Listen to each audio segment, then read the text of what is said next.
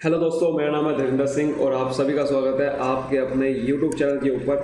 आज की वीडियो में समझने वाले हैं केस स्टडी। एक आज केस स्टडी करने वाले हैं प्रिंसिपल्स ऑफ मैनेजमेंट के ऊपर। ये जो केस स्टडी है यहाँ पर हम सिर्फ करेंगे नहीं बल्कि इसको समझेंगे किस तरीके से सोल्व करा जाता है, कैसे अगर ये आपके सामने एग्ज़ाम में रहती है तो कैसे इसको लिखा जाए, कैसे सोल्व करा जाए। मैं सब बात करने वाला हूँ। एक ही केस स्टडी से आपको बहुत सारी चीज़ें समझ में आ जाएगी।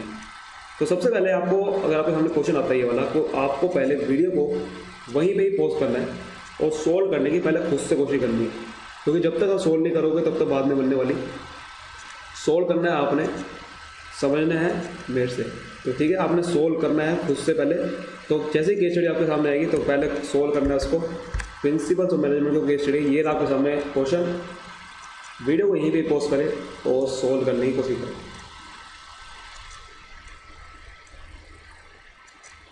तो उम्मीद करता हूँ कि आपने सामने सोल्व करने की कोशिश करी होगी, नहीं करी है तो करनी चाहिए थी। यहाँ पर आपके सामने केस स्टडी दिख रही है। अगर सोचो कि आपके सामने एग्जाम में आपको केस स्टडी आ जाए ऐसी, तो कैसे सोल्व करना है।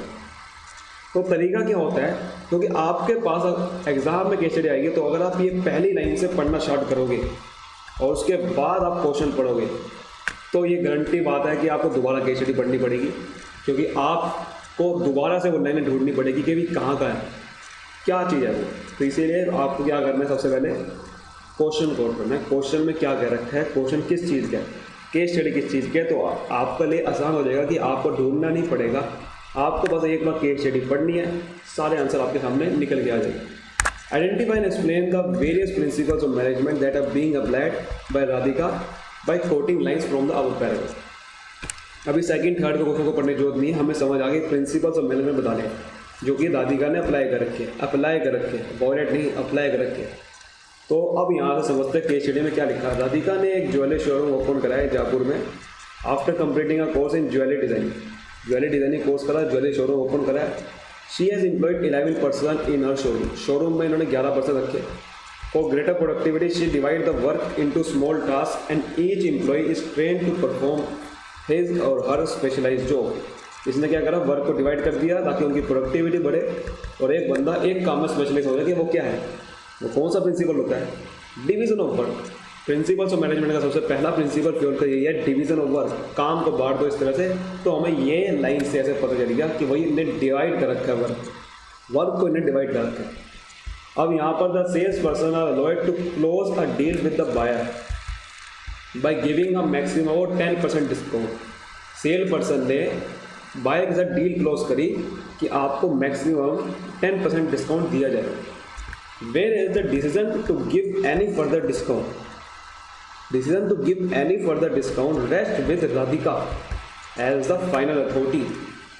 क्या मतलब है इसका, ये बड़ा ही बेहतरीन है। जो इस चीज़ को समझा वो उसको कॉन्सेप्ट क्लियर है।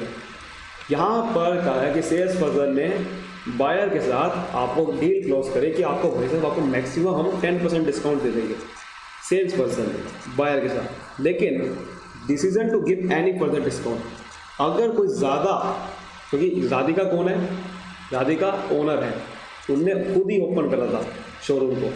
तो इन्होंने कहा कि अगर इससे ज़्यादा 10% डिस्काउंट अगर ज़्यादा देना है तो वो सारी राधिका के ऊपर जिम्मेदारी है, पूरी राधिका की अथॉरिटी है। इसका मतलब क्या है कि सेंट्रलाइजेशन एंड डिसेंट्रलाइजेशन, ये है इसका मतलब कि राधिका के पास तो पूरी अथॉरिटी है, फाइनल अथॉरिटी है, जो कि मेन अथॉरिटी, कि अगर 10% के डिस्काउंट के ऊपर देना है तो राधिका देगी। लेकिन अगर 10% से नीचे जो डिस्काउंट देना है, मैक्सिमम 10% देना है, तो राधिका ने अपनी अथॉरिटी सेल्स पर्सन में बांटी हुई है। राधिका ने अपनी अथॉरिटी सेल्स पर्सन में बांटी हुई है कि भाई आप दे देना 10% डिस्काउंट तक, बाकी मेरे ऊपर है। यानी कि जो मेन डिसीजन है वो राधिका ले रही है, सेंट्रलाइजेशन हो गया, और इन्हें डिसेंट्रलाइजेशन करा हुआ है।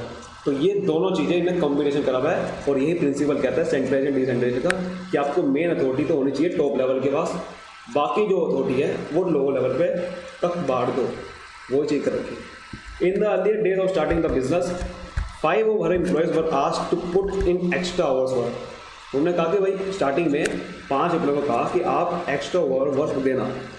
इन return she had promise to give them a special incentive, आपको कहा कि भाई आपको स्पेशल इंसेंटिव दिया जाएगा 1 साल में।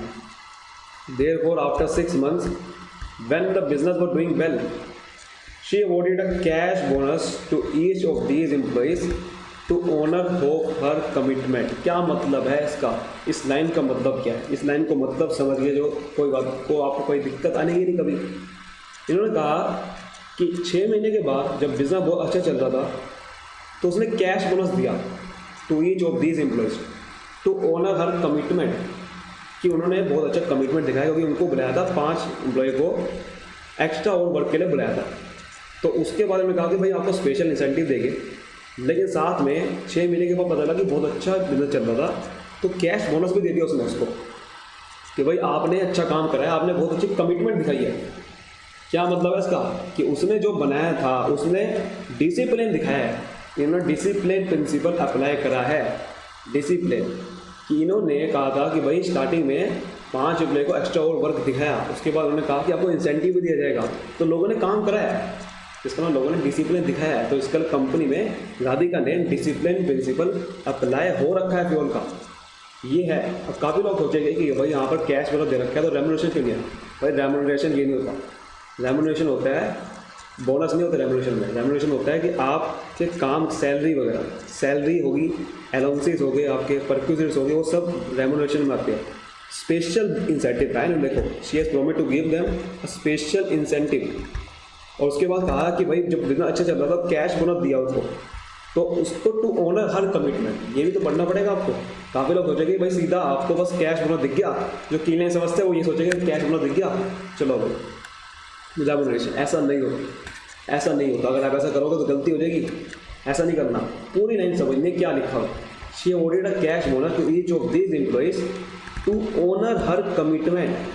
क्या कमिटमेंट?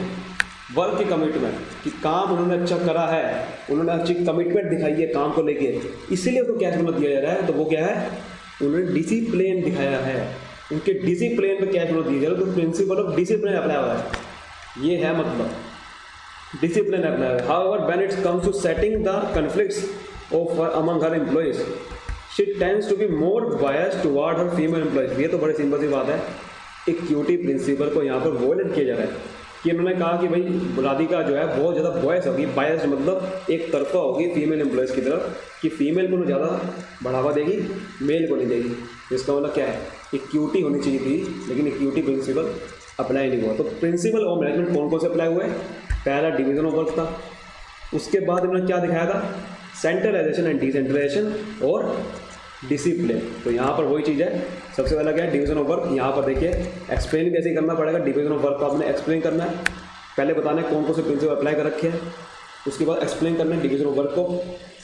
कोड अगर यहाँ पर लिखी हुई लाइन कोड करी है तो यहाँ पर आप लिख सकते हो कि कहाँ से कोड करिए, देखो वहीं से कोड करिए, ग्रेटर प्रोडक्टिविटी वाइज वर्क। उसके बाद सेंट्रलाइजेशन डिसेंट्रलाइजेशन, यहाँ पे इसको एक्सप्लेन करना है, वही वाली यहीं से लाइन कोड कर रखी है आपके सामने। सेल्स पर्सन ने जैसे कि मैक्सिमम 10% डिस्काउंट दिया था। डिसिप्लिन, डिसिप्लिन यहाँ पर ऑर्गेनाइजेशन रूल्स कोड यहाँ पर फॉलो कर रहे हैं, यहाँ पर देखो वही लाइन कोड कर रखी है।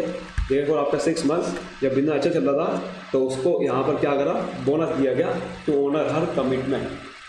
ठीक है, तो ये था आपका ये। अगला क्वेश्चन था identify and explain the principle of management which is being violated by Radhika. ये तो हमको बता ही दिया, लास्ट लाइन से पता चला equity. State the one any effect the violation of principle, मतलब उसका इफेक्ट बताओ जो कि प्रिंसिपल मैनेजमेंट राधिका ने अप्लाई नहीं किया। अच्छा, इक्विटी का क्या, प्रिंसिपल का इफेक्ट कौन सा होगा? इन्होंने क्या करा था, फीमेल एम्प्लॉयज़ की तरफ बड़ा बायस होगी थी, फीमेल एम्प्लॉयज़ की तरफ बायस होगी तो क्या होगा, मेल को नुकसान होगा ना। तो वही चीज़ लिखी हुई है कि भाई पहले क्या, यहाँ पर एक फॉयल को इक्विटी प्रिंसिपल अप्लाई नहीं किया गया था। ठीक है, इक्विटी प्रिंसिपल अप्लाई नहीं किया था, इक्विटी को भी एक्सप्लेन करना है, एक्सप्लेन करना पड़ेगा बस, और कुछ नहीं है, आपने एक्सप्लेन करना है। जो कि आपका केस स्टडी में लिखा होता है कि भाई आपको ये बताओ, यहाँ लिखा हुआ है एक्सप्लेन करो, अगर नहीं भी लिखो तब भी एक्सप्लेन करना है। डिपेंड करता है क्वेश्चन की वेटेज क्या है। 4 मार्क्स का क्वेश्चन है तो ज़्यादा एक्सप्लेन करने की जरूरत नहीं, 6 मार्क्स का क्वेश्चन है तो एक्सप्लेन करना ज़्यादा। ठीक है, डिपेंड करता है क्वेश्चन की क्या है, मार्क्स कितने क्वेश्चन का है। ऐसे क्वेश्चन ज़्यादातर, ये वाला जो क्वेश्चन है, ऐसे क्वेश्चन ज़्यादातर 6 मार्क्स में पूछे जाते हैं ऐसे क्वेश्चन। तो आपने क्या करना है, इक्विटी में से उसके बाद क्या है, इसका इफेक्ट बताओ तो क्या है, इट में lead to job satisfaction, male worker क्या होगा, डिसअपॉइंट हो जाएंगे, फीमेल को बढ़ावा मिल गया। तो वही चीज़ लिखी है, बस समझ में आ गया। उम्मीद करता हूँ कि आपको इसी तरीके से सोल्व करना है, जो कि यहाँ पर की लाइन्स पे जाएगा, जो भी यहाँ पर की लाइन्स पे जाएगा वो इस केस स्टडी को सोल्व नहीं कर पाएगा। काफ़ी लोग इस केस स्टडी में रेमुनरेशन जरूर लेंगे, जो कि बिल्कुल गलत है, क्योंकि यहाँ पर कमिटमेंट को यहाँ पर ऑनर करा गया। तो कमिटमेंट, काम की कमिटमेंट जो कि डिसिप्लिन दिखाया है, इसीलिए उनको अवॉर्ड किया गया। अब यहाँ पर हम कह सकते हैं कि उन्होंने मोटिवेशन फैक्टर इस्तेमाल करा है, लेकिन वो प्रिंसिपल मैनेजमेंट बताना था, तो प्रिंसिपल मैनेजमेंट वहाँ पर डिसिप्लिन अप्लाई करा हुआ है। तो ये चीज़ थी यहाँ पर, कमिटमेंट की वजह से यहाँ पर डिसिप्लिन आया था। ठीक है, लाइन पढ़ के कि अच्छे तरीके से पहले उन्होंने क्या कहा था। देखो एक और चीज़ थी, in the earlier days of starting the business 5 of our employees were asked to put in extra overwork। ये इन्होंने कहा था कि एक्स्ट्रा वर्क के लिए हम आपको यहाँ पर 5 overwork employees were asked, 5 employee तो यहाँ पर एक्स्ट्रा वर्क कहा गया। उसके बाद उनको कहा गया कि आपको स्पेशल इंसेंटिव भी दिया जाएगा। उसके बाद इनको देयरफॉर 6 मंथ के बाद जब बिजनेस अच्छा चलने लग गया, तो उन्हीं एम्प्लॉइज़ को कमिटमेंट के लिए कैश बोनस दिया गया। इसका मतलब क्या है, उन्होंने डिसिप्लिन दिखाया है, उनकी बात मानी, ऐसे समझना होगा।